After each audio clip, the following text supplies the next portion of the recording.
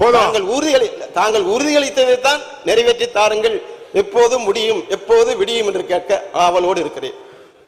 விடியது காலையில 6 மணிக்கு விடிஞ்சுதான் வந்திருக்கிய. நல்ல விடியல் ஆயிடுச்சு. இப்போ தமிழகத்தின் பல்வேறு மாநகராட்சியில் மதுரை மாநகராட்சி 2வது பெரிய மாநகராட்சி என்பதை மாண்புமிகு நகர்ப்புறத்துறை அமைச்சர்கள் அறிவார்கள். அந்த வகையில் மதுரை மாநகராட்சியின் விரிவாக்கப்பட்ட பகுதிகள், குறிப்பாக பாதாள சாக்கடை திட்டம், வைகை வடகரை பகுதி, திருப்பரங்குன்றம் தொகுதி உள்ளிட்ட தென்கரை பகுதி என்று 2ஆக பிரிக்கப்பட்டது. பாதாள சாக்கடை திட்டம் பல்வேறு வகையிலே நிறைவேற்றப்படும் என கடந்த 3 சட்டமன்ற தொடரிலும் மாண்புமிகு அமைச்சர் அவர்கள் பல்வேறு கேள்விகளுக்கும் பல்வேறு மானிய கோரிக்கையிலும் உறுதியளித்தீர்கள். தொடர்ந்து அந்த தென்கரை பகுதி, வைகையின் தென்கரை பகுதியில் விரிவாக்கப்பட்ட பகுதியில் இதுவரை பாதாள சாக்கடை போடாத காரணத்தால் பாதாள சாக்கடைகளும் போடப்படவில்லை. அதை குறித்து சாலைகளும் போடாமல் சீர்கெட்ட நிலையிலே திருப்பரங்குன்றம் தொகுதியும் அதை சுற்றியுள்ள விரிவாக்கப்பட்ட பகுதியும் இருக்கிறது. ஏற்கனவே இந்த திட்டத்தை நிறைவேற்றீர்கள் என்ற உறுதியினை சட்டமன்றத்தில் உறுதியளித்த அந்த தீர்மானத்தை நிறைவேற்ற வேண்டும், உறுதியளித்ததை நிறைவேற்ற வேண்டும் கூட எங்களுடைய எதிர்க்கட்சி தலைவர் ஆலோசனைக்கிணங்க முன்னாள் மாண்புமிகு அமைச்சர் என் தங்கமணியுடைய தலைமையில் மிகப்பெரிய போராட்டத்தை, மக்கள் போராட்டத்தை நடத்தினோம். அதற்கும் எங்களுக்கு பதில் இல்லை. ஆகவே பதிலையாவது எதிர்பார்க்கிறோம். அதே மாதிரி சாலையும் வேண்டும், பாதாள சாக்கடை திட்டமும் வேண்டும். தாங்கள் உறுதியளித்ததை தான் நிறைவேற்றி தாருங்கள்.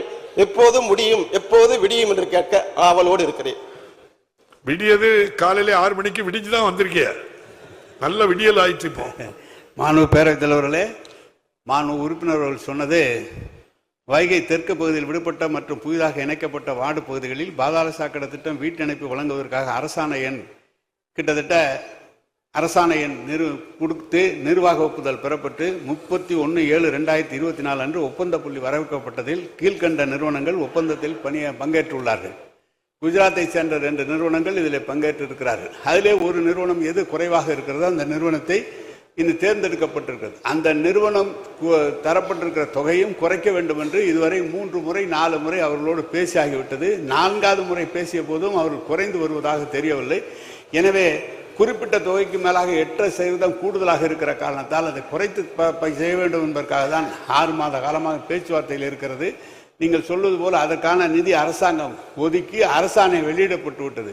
அந்த நிறுவனத்தோடு பேசி முடித்த பிறகு பணி தொடங்கப்படும் என்பதை தெரிவித்துக் கொள்கிறேன். மேலும் மதுரையில சாலைகளுக்காக நம்முடைய முதலமைச்சர் அவர்கள் தனியாக நிதி ஒதுக்கி தந்திருக்கிறார்கள். எங்கெங்கு பாதாள சாக்கடை திட்டம் போடப்பட போகிறதோ அந்த இடத்தில் இருக்கிற சாலையை அந்த திட்டத்தை நிறைவேற்றி விட்டு போடலாம் என்று இருக்குமே தவிர குண்டு குழியுமாக இருக்குமானால் அதை சீர் செய்து தருவதற்கு உடனடியாக நடவடிக்கை எடுக்கப்படும். பாதகம் செய்பவரை கண்டால் நாம் பயங்கொள்ளலாகாது பாப்பா, மோதி மிதித்து விடு பாப்பா, அவர் முகத்தில் உமிழ்ந்து விடு பாப்பா.